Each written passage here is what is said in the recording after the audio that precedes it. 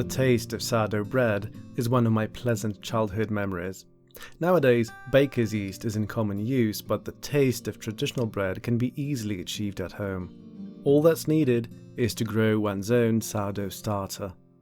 Today, I'll show how to do that, and I'll also bake a simple bread using the discarded portion of the dough. Detailed instructions and the recipe can be found on the blog. The ingredients for starting a sourdough culture are simple: flour and water. The type of flour that works best is wholemeal, with all the endosperm, germ and bran.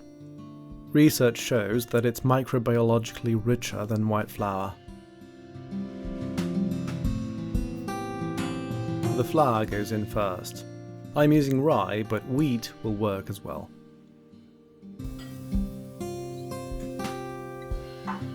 Then it's the water. It weighs as much as the flour, which means the sourdough will have a hydration of 100%. I mix the ingredients with my finger. The idea is to let microbes from my hand into the dough. Over time, they'll multiply and enrich the culture.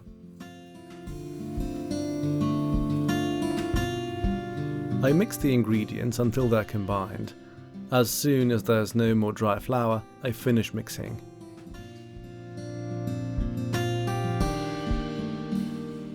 Then I transfer the dough to a jar. It's clean, but not sterile.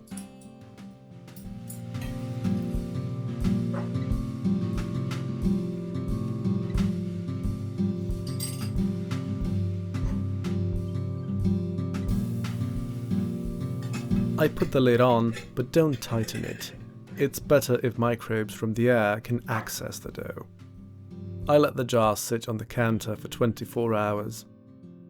The microbe culture in the sourdough develops over time and generally ends up including a few species of yeasts and a double-digit number of bacterial strains, lactic and acetic acid ones.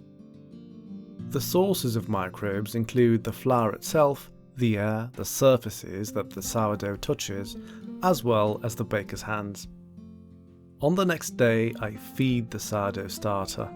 There isn't any visible activity yet, and the dough just smells of flour. The feeding starts with removing half of yesterday's sourdough. Normally, this would be discarded, but I'll use it in a few days' time. I place the discarded dough in a separate jar. In a bowl, I place a new portion of flour. I also add water again, in the same ratio.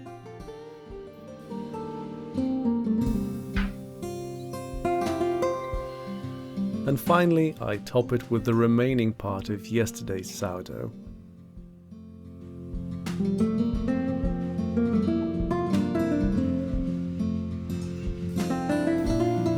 I mix everything with my finger. Once the ingredients are combined, I return the dough to its jar.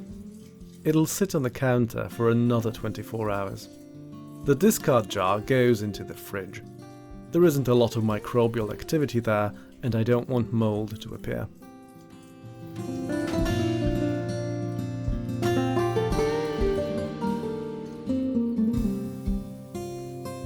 On the next day, I already see a lot of activity in my starter. There's a lot of air bubbles, and that might look like the end of my job. In reality, there's still a few days to go. The telltale sign of a ripe sourdough is its sour aroma, which is still missing. I repeat the feeding procedure. I transfer 2/3 of my sourdough to the discard jar.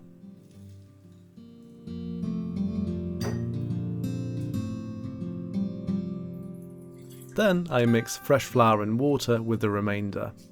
As usual, I'm using my finger to introduce more bacteria into the mix. Then I put the sourdough back into its jar and give it another 24 hours.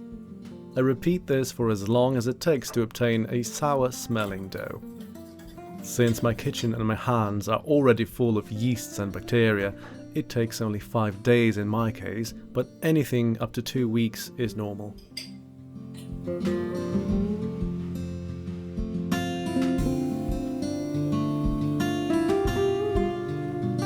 The exact properties of the produced sourdough starter are somewhat unpredictable.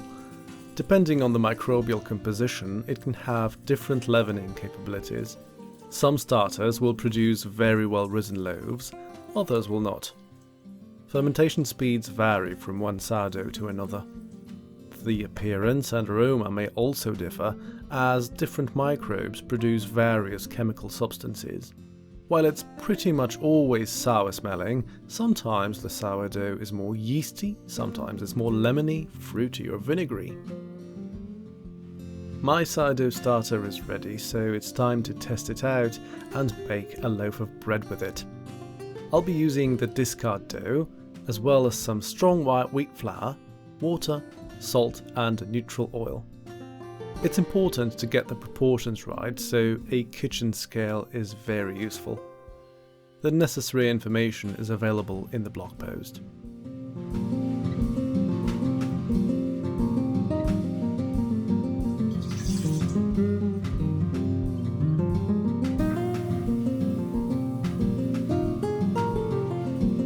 I start by transferring some of my starter to a bowl.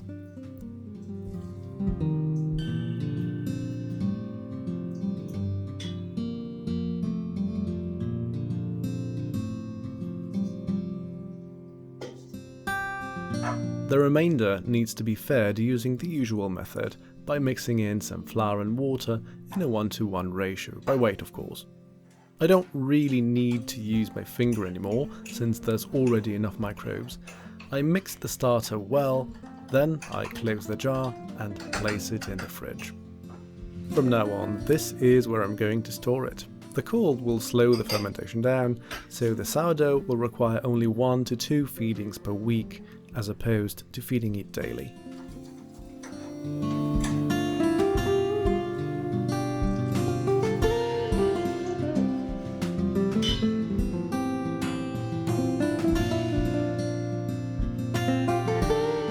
I open the discard jar and transfer the dough to my bowl.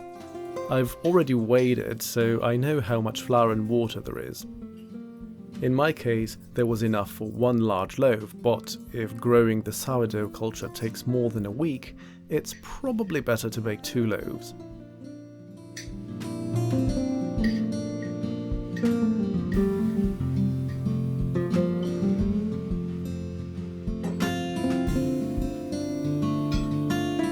I gave the dough a rough initial mix.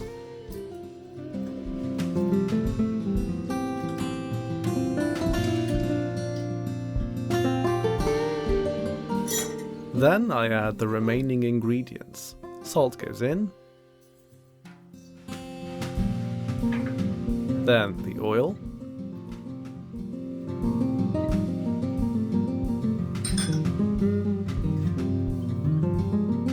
And finally white flour.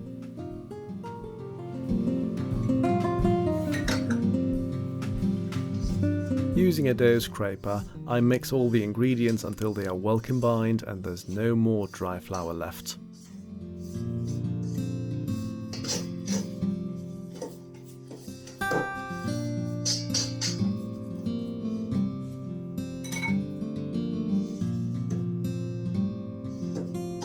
I cover the bowl to prevent the dough from drying.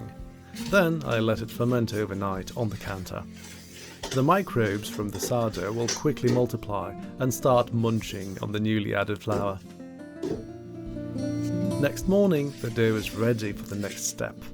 It's grown considerably and it's very spongy. This means my sourdough is active.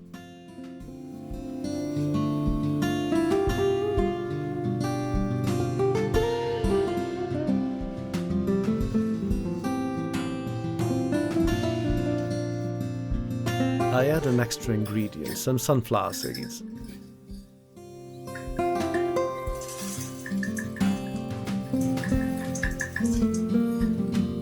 Then I mix the dough to degas it and evenly distribute the seeds.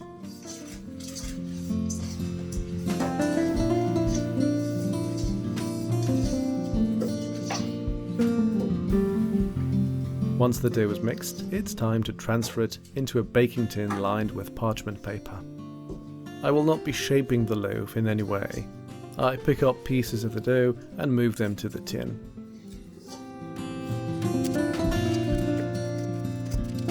Then I wet the dough scraper and smooth out the dough's surface. The dough is sticky, so I end up switching to using my fingers instead. On top I add a layer of sunflower seeds. They will get toasted in the oven, which I think works great with rye sourdough bread.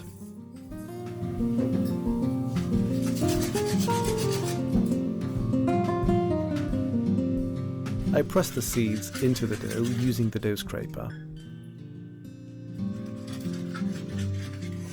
Once I'm done, I let the loaf prove until it grows by at least 50%. In my case, it almost doubled in size after proving for over 3 hours.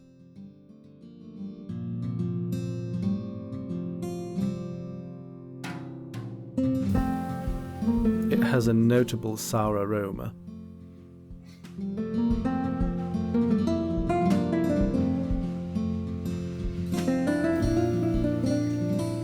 I spritz it with some water and place the tin in a preheated oven. It'll remain there for 45 minutes or until nicely browned.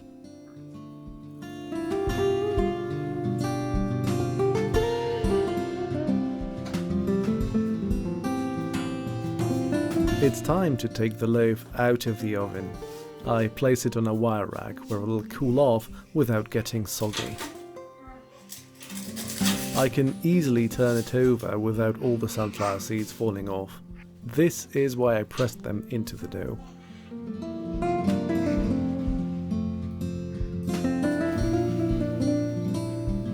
Tasting time.